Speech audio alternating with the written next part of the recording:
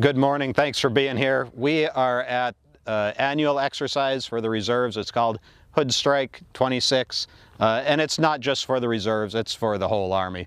We are partnering with active duty, Guard, and we even have a multinational component to this exercise from the Canadian Army, a bunch of Canadian engineers to help and for us to help them train as well. So it's going to be a great event. My brother here from the active component, he's bringing the kinetic punch to this exercise. Thank you so much. I'll turn it over to Justin here. Yeah, thanks, Adam. I'm Colonel Justin Pritchard, the commander of the 36th Engineer Brigade. With me, we've got the 43rd Multi-Role Bridge Company, part of 62nd Engineer Battalion, and their job is to cross gaps with rafts or bridges, and we're here augmenting our reserve partners, because that's how we'll fight. We're a total Army, we're a total engineer regiment, and we will fight with them in wartime, so we have to train with them here in peacetime. For me, it's only once every year or two. Probably a bit different for Pritchard, but this is a unique opportunity for the 420th Engineer Brigade. Yeah, I think just the timing, because it takes longer for the Reserves, National Guard to align this training, but we see this as an opportunity. Anytime we can get it, we'll train with our reserve partners. We have to be interoperable. I mean, so we've got similar but oftentimes different equipment, and more it's about the relationships and the training. So every time we get reps and sets of training together, because we have same mission sets with our multi-role bridge companies, but we often do it differently. So we get the benefit of seeing how the reserves do it. We learn from them, they learn from us, and we've, as active duty, we are habitually training with maneuver partners, so the armored force, the infantry, and we bring that to bear in those relationships. And likewise with the reserves, they bring additional skill sets that we get to learn from. Every chance my commanding general talks to me, he says, tough, realistic training. That's exactly what we're here for. We have to make it tough, so you are going to see really difficult and complex operations. It's going to look simple from a distance, but under the water, just like a duck's feet, we are moving like crazy. We've got the equivalent of probably one or two Super Bowl games going on when you talk about operations behind the scenes, complexity of close to 1,000 moving parts, 1,000 folks approximately, making it all happen. That's what makes it realistic. It's realistic because we're doing this with multinational and Guard and active all at the same time. We're all trying to talk the same language. That's exactly what we're doing. Yeah, and the terrain's important too. Gap crossing is the most difficult operation that our force would have to do.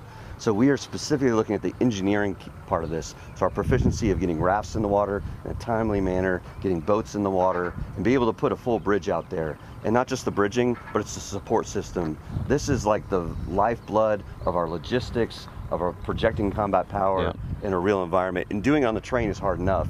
And then in the future, we'll ramp that up to nighttime, bring in maneuver, tanks, Bradley fighting vehicles, so that we can get as real as possible. So that we do it in wartime. This training is going to happen in several phases. The concept of it is we are pushing the enemy away from our objective, getting him off the launch sites on both sides of the gap, both sides of the lake or the river. We are assaulting across, and then once we get across the gap or across the water, we're going to push forward and take the objective. Yeah, so we start with doctrine. So we share the same doctrine. That's the common language. So when we establish our call forward areas where units will wait before we can move them forward to where they can actually get on a raft or get on the bridge, we start there. That's the common language we use. But we sometimes train it differently. So our engineer equipment parks, where you'll see most of our bridging assets, that's the language we have to work out. So that we come with different ways to train it, but we bring it back to doctrine so that when we actually have to train and fight together, we know what we're talking about. So that's really what we're talking about, using the same language. Can you give me an example of like something that you would say? Oh, I sure can. Think of this, it really is like a football game.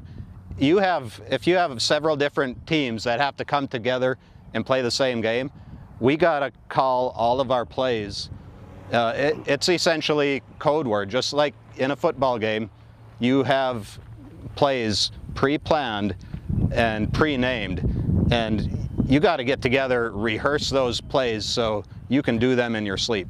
Those plays are done even though we're on secure nets, those plays are done with code words. And this example of this is yesterday I was doing a rehearsal with the 1st Cavalry Division, and they are conducting a command post exercise for a gap crossing. And there are pro words like touchdown or Browns or Vikings that when we communicate that with the maneuver units, the tank companies, they know that at this point we're ready to receive those platforms, those vehicles, to start bridging and crossing the bridge. So that's the common language that we use as part of the plan to be able to execute bridging operations. Recruiting and retention is at the top of all of my battalion and company commanders lists. And the way we do that, the way we recruit and we retain, is we get them out here doing very challenging but rewarding training. They may not enjoy it 100% that minute, but by the end of the day, they think they just did the coolest thing in the world, and they did just that. You just saw the Chinooks fly over. They're in on the training too. We're going to get, a handful of us, hopefully you as well, up in the Chinooks. You would want to be retained or recruited after a few rides on these boats and Chinooks as well. Yeah, our 12 Charlie, our bridgers, they signed up to do just this. So anytime we can get out and do what they signed up for the Army to do, and usually that's tough, realistic training, that just encourages you, like, this is why I served, this is why I want to stay in the Army and continue serving the nation.